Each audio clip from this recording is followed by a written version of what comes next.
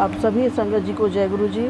और अब मैं आरंभ करने जा रही हूँ श्री शिव महापुराण के द्वितीय रुद्र संहिता से द्वितीय खंड, जिसका नाम है सती खंड। ओम श्री साम शिवाय नमः। ओम श्री गणेशाय नमः। श्री शिव महापुराण द्वितीयायाम रुद्र संहितायाम द्वितीय सती खंड अथ प्रथमो अध्याय। तो द्वितीय रुद्र संहिता के द्वितीय खंड सती खंड के पहले अध्याय का मैं वाचन करने जा रही हूँ, पठन करने जा रही हूँ। और इसका विषय है सती चरित्र वर्णन, दक्ष यज्ञ विध्वंस का संक्षिप्त वृत्तांत तथा सती का पार्वती रूप में हिमालय के यहाँ जन्म लेना। नारद जी बोले, हे विदे, भगवान शंकर की कृपा से आप सब कुछ जानते हैं।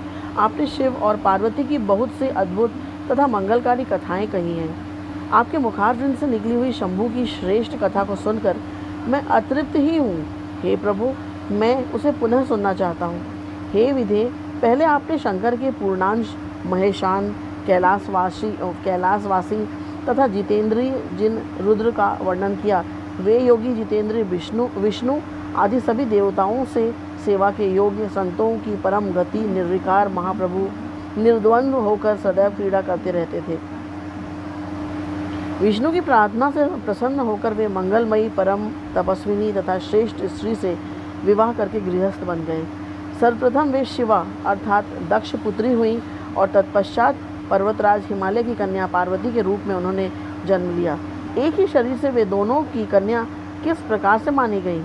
वे सती पुनः पार्वती होकर शिव को कैसे प्राप्त हुई? हे ब्रह्मन, यह सब तथा अन्य बातों को भी आप कृपा करके बताएं। सूत जी बोले, शिव भक्त देवर्षि नारद के इस वचन को सुनकर मन से अत्यंत प्रसन्न होकर ब्रह्मा जी कहने लगे। ब्रह्मा जी बोले, हे तात, हे मुनि श्रेष्ठ, सुनिए, अब मैं शिव की मंगलकारिणी कथा कह रहा हूँ, जिसको सुनकर जन्म सफल हो जाता है, इसमें संशय नहीं है। हे तात, पुराने समय की बात है, अपनी संध्या नामक पुत्री को देखकर पुत्रों सहित मैं कामदेव के बाणों से पीड़ित होकर विकारग्रस्त हो गया। हे तात, उस समय धर्म के द्वारा स्मरण किए गए महायोगी और महाप्रभु रुद्र पुत्रों सहित मुझे धिक्कार कर अपने घर चले गए। जिनकी माया से मोहित हुआ मैं वेद वक्ता होने पर भी मूढ़ बुद्धि वाला हो गया। उन्हीं परमेश्वर शंकर के साथ में अकरणीय कार्य करने लगा। शिव की माया से मोहित हुआ मैं मूढ़ अपने पुत्रों के सहित ईर्ष्यावश उन्हीं को मोहित करने के लिए अनेक उपाय करने लगा। हे मुनीश्वर, उन परमेश्वर शिव के ऊपर किए गए मेरे तथा मेरे उन पुत्रों के सभी उपाय निष्फल हो गए। तब अपने पुत्रों सहित उपायों को करने में विफल हुए मैंने लक्ष्मीपति विष्णु का स्मरण किया। शिव भक्ति परायण तथा श्रेष्ठ बुद्धि वाले भगवान विष्णु ने आकर मुझे समझाया। शिव तत्व को भली भांति जानने वाले भगवान रमापति के द्वारा समझाए जाने पर भी विमोहित मैं अपनी ईर्ष्या और हठ को नहीं छोड़ सका। तब मैंने शक्ति की सेवा कर उन्हें प्रसन्न किया। उनकी कृपा से शिव को मोहित करने के लिए अपने पुत्र दक्ष से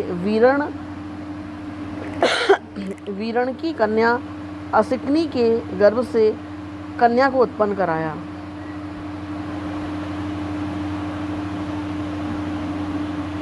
अपने भक्तों का हित करने वाली वही उमा दक्षपुत्री नाम से प्रसिद्ध होकर दूसरा तप करके अपनी दृढ़ भक्ति से रुद्र की पत्नी हो गई। विकार रहित बुद्धि वाले वे प्रभु रुद्र अपने विवाह काल में मुझे मोहित कर उमा के साथ गृहस्थ होकर उत्तम लीला करने लगे। उमा के साथ विवाह कर संतान उत्पन्न करने की इच्छा से अपने कैलाश पर्वत पर आकर स्वेच्छा से शरीर धारण करने वाले तथा सदा स्वतंत्र रहने वाले सदाशिव अत्यंत विमोहित होकर उनके साथ रमण करने लगे। हे मुने, उनके साथ विहार करते हुए निर्विकार शिव का वह सुखकारी बहुत सा समय बीत गया।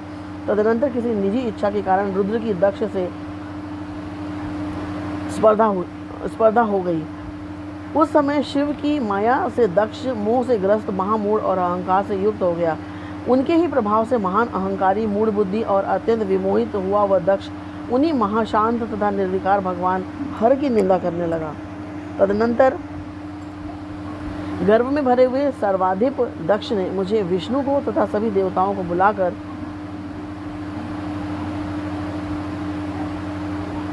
किंतु शिवजी को बिना बुलाए ही स्वयं यज्ञ कर डाला। किसी कारणवश रुद्र पर असंतुष्ट क्रोध से भरे हुए उस दक्ष प्रजापति ने उन्हें उस यज्ञ में नहीं बुलाया और दुर्भाग्यवश न तो उसने अपनी पुत्री को ही उस यज्ञ में सम्मिलित होने के लिए आहूत किया। जब माया से मोहित चित्त वाले दक्ष प्रजापति ने शिवा को यज्ञ में आमंत्रित नहीं किया तो ज्ञान स्वरूपा उन महासाध्वी ने अपनी लीला प्रारंभ की। वे शिवजी की आज्ञा प्राप्त कर गर्वयुक्त दक्ष के द्वारा आमंत्रित न होने पर भी अपने पिता दक्ष के घर पहुंच गई। उन देवी ने यज्ञ में रुद्र के भाग को न देखकर और अपने पिता से अपमानित होकर वहां उपस्थित सभी की निंदा करके योगाग्नि से अपने शरीर को त्याग दिया। यह सुनकर देवेश्वर रुद्र ने दुसह क्रोध करके अपनी महान जटा उखाड़कर वीरभद्र को उत्पन्न किया। गणों सहित उसे उत्पन्न करके मैं क्या करूं? ऐसा कहते हुए उस वीरभद्र को शिवजी ने आज्ञा दी कि हे वीरभद्र, दक्ष के यज्ञ में आए हुए सभी का अपमान करते हुए तुम यज्ञ का विध्वंस करो।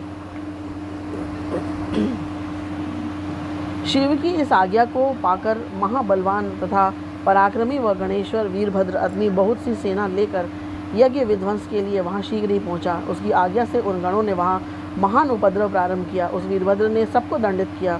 दंड पाने से कोई भी न बचा।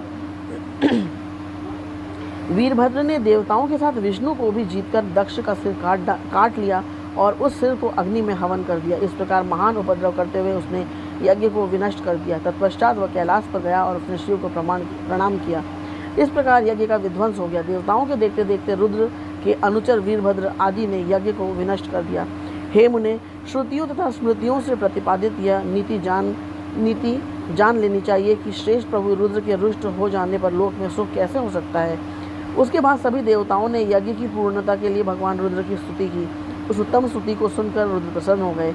उन दीन वत्सल भगवान रुद्र ने सबकी प्रार्थना को सफल बना दिया। अनेक प्रकार की लीला करने वाले महात्मा शंकर महेश ने पूर्ववत कृपालुता की। उन्होंने दक्ष प्रजापति को जीवित कर दिया और सभी लोगों का सत्कार किया। तदुपरांत कृपालु शंकर ने दक्ष से पुनः यज्ञ करवाया। हे मुने, उस यज्ञ में विष्णु आदि सभी देवताओं ने बड़े प्रसन्न मन से भक्ति के साथ रुद्र का विशेष रूप से पूजन किया। सती के शरीर से उत्पन्न तथा उन सभी लोगों को सुख देने वाली वह ज्वाला पर्वत पर गिरी। वहाँ लोगों के द्वारा पूजित होने पर सुख प्रदान करती है।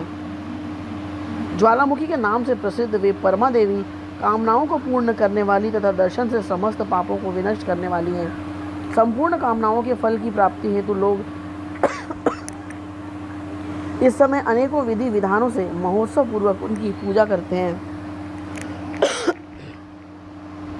तदनंतर वे सती देवी हिमालय की पुत्री के रूप में उत्पन्न हुई। तब उनका पार्वती यह नाम विख्यात हुआ। उन देवी ने पुनः कठिन तपस्या के द्वारा उन्हीं परमेश्वर शिव की आराधना करके उन्हें पति रूप में प्राप्त किया। हे मुनीश्वर, जो आपने मुझसे पूछा था वह सब मैंने कह दिया, जिसे सुनकर मनुष्य सभी पापों से छुटकारा प्राप्त कर लेता है।